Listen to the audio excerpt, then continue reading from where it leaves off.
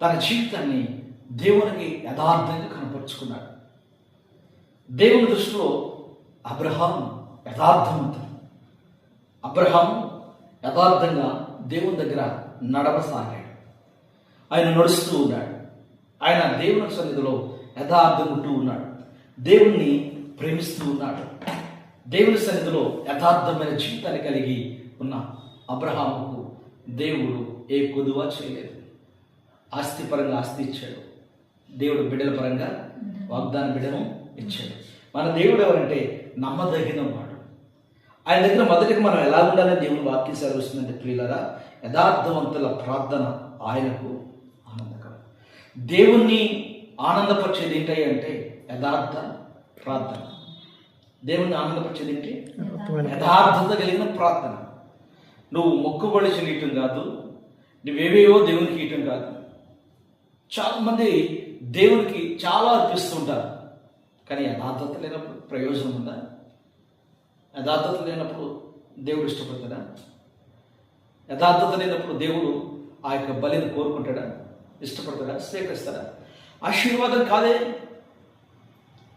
దేవుని మాట తొలగిపోయాడు బిలాము అనే ప్రవక్త.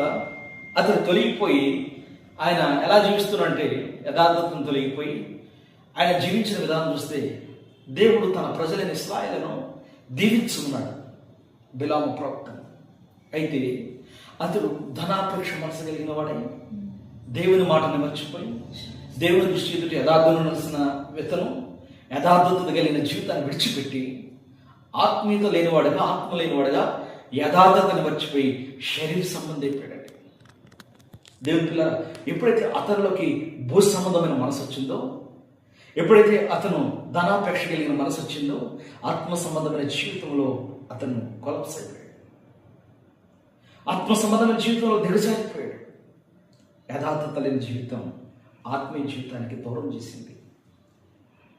అది దేవునికి ఇష్టం లేదు. ఆ జీవితం దేవునికి ఇష్టమైనది కానే కాదు. ఈరోజు మీలో చాలామంది ఎలా ఉంటున్నారో నాకు తెలియదు, కానీ దేవుని వాక్యం అంటుంది కదా, జ్ఞాని అయిన సొలొమోను ద్వారా జీవము కలిగిన దేవుడు మనతో మాట్లాడుతున్న మాట ఏంటంటే, యథార్థవంతుల ప్రార్థన ఆయన ఆలకి సంతోషిస్తాడు. యథార్థవంతుల ప్రార్థన బట్టి ఆయన ఏం చేస్తాడు?